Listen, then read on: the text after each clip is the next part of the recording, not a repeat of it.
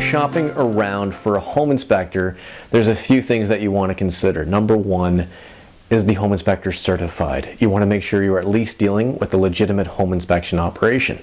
Number two, are they full-time? Do they do this? Is this their livelihood? Is this a full-time job for them? Or do they have another full-time profession where they do this part-time? Number three, are they insured? You want to make sure that you are dealing with a legitimate operation, and insurance is something that you would want to make sure that they are carrying. A very important tip for a home buyer is to be present with the home inspector on the inspection and follow him around.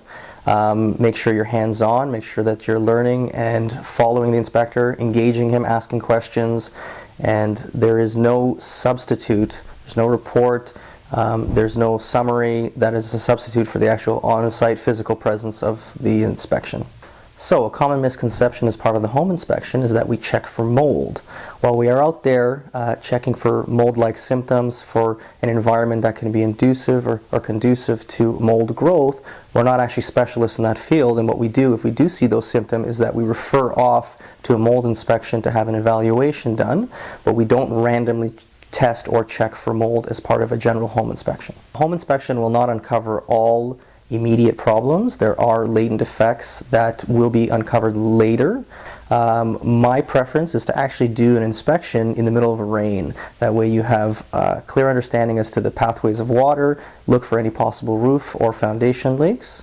Of course, you can't control when you're going to do the home inspection, but you have to be understanding that sometimes the problems will come and arise after you move in and long after the inspection has ended.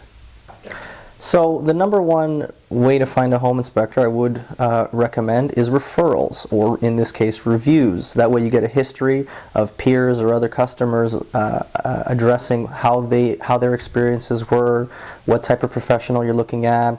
They'll likely indicate the thoroughness, the type of reporting, their qualifications at some point in the review, and just getting an overall feel from the eyes of another buyer is a great way to approach the investigation and hiring of a home inspector.